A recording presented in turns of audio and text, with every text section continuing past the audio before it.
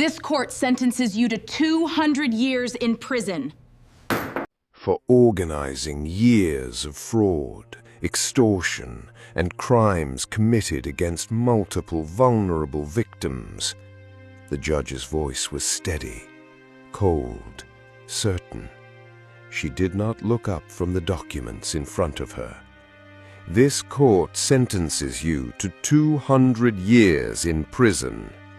The courtroom exploded, gasps breaking from every corner, camera flashes going off like lightning, people gripping the benches in front of them.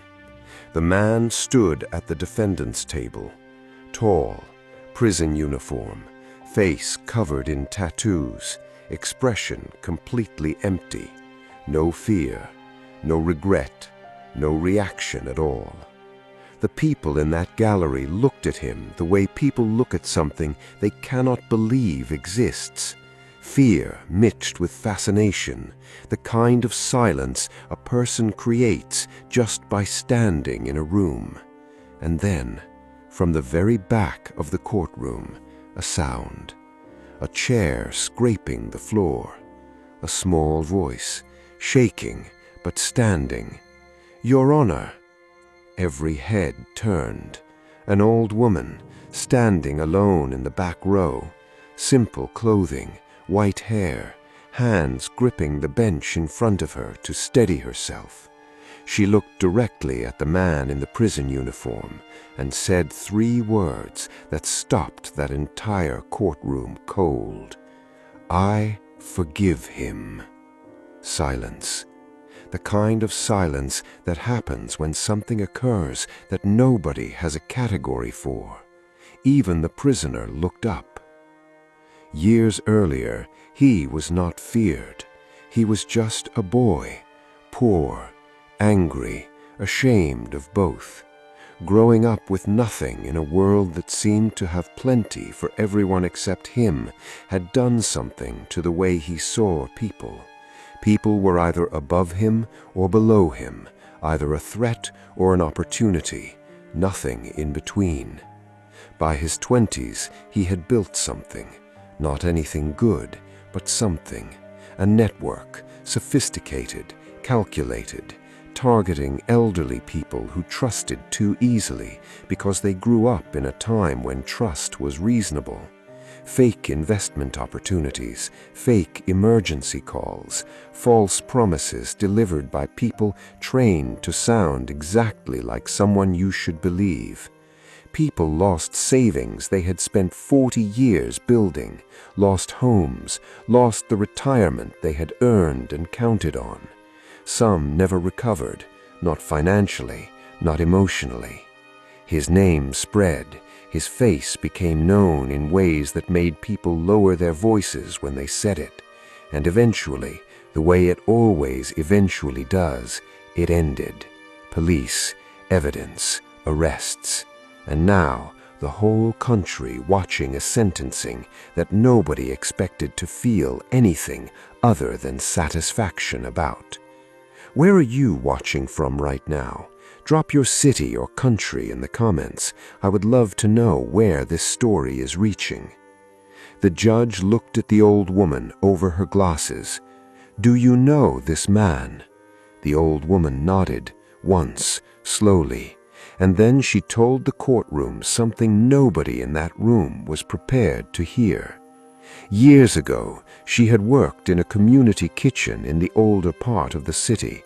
Winters there were hard, the kind of cold that gets into everything. One night, closing up alone, she heard something near the back. A teenage boy, thin in the way that means not enough food for a long time, scared in the way that means he had learned that getting caught usually meant something bad. He had been stealing bread. She looked at him. He looked at her, already preparing for whatever came next. She didn't call anyone. She sat him down, made him a full meal, found a coat from the donation box that was close enough to his size, and before he left, she said something to him, simple, direct, the kind of thing that either means nothing or means everything depending on who hears it. You still have time to become someone good. The courtroom was completely silent. The old woman looked toward the defendant's table. That boy, she paused, was him. The prisoner had been staring at the floor. Slowly, he looked up, and for the first time since he had entered that courtroom, something moved behind his eyes. Everyone expected what usually comes next: excuses, minimizing, the careful language of someone who has been coached on what not to say. Instead, the tattooed man sat down and cried. Not the controlled emotion of someone performing remorse for a judge, just crying, quietly at first, then harder. When he spoke, his voice was barely recognizable as belonging to the same person who had walked into that room. "I searched for you." The old woman looked up.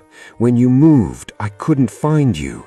I wanted to come back. I wanted to tell you." He stopped. "But by the time I understood what you had given me, I had already become someone I couldn't recognize." "What time is it where you are right now? Morning, afternoon, or evening? Let me know in the comments below." The judge did not speak immediately. When she did, she asked the old woman the question the entire courtroom was sitting with. Why forgive him? The old woman was quiet for a moment. Then she said, "Because punishment can stop evil." She looked toward the prisoner. "But forgiveness sometimes reminds a person they still have a soul." The sentence stood. 200 years. Justice did not move because an old woman chose grace in a courtroom. That is not how it works. That is not how it should work. But something else happened. The prisoner requested to speak with his legal team that same afternoon. Hidden accounts, multiple of them, surrendered completely. Money recovered that investigators had been unable to locate for years. Victims who had been told they would likely never see a cent of what was taken received compensation. Families who had spent years trying to rebuild received help. And before he was taken from that courtroom, he turned, just once, looked back at the old woman still sitting in the back row, tears still on his face. "You gave me one good memory, and I wasted it." The old woman looked at him for a long moment. Then she said, "No, you remembered." Months later, the victims received their support, quietly, without ceremony, without needing to make it about anything other than what it was. The old woman returned to what she had always done, showing up, feeding people, seeing human beings where other people saw problems. And one afternoon, a letter arrived. No return address, just a few lines, written carefully, like someone who had practiced what they wanted to say for a long time. "Thank you for seeing good in me, even when I didn't." Because one act of kindness does not always stop someone from making every mistake that comes after it. Life is more complicated than that. People are more complicated than that. But sometimes that one act of kindness becomes the thing a person carries with them through everything they do wrong. The one memory they can't shake, the one voice they still hear, the reason they finally turn around.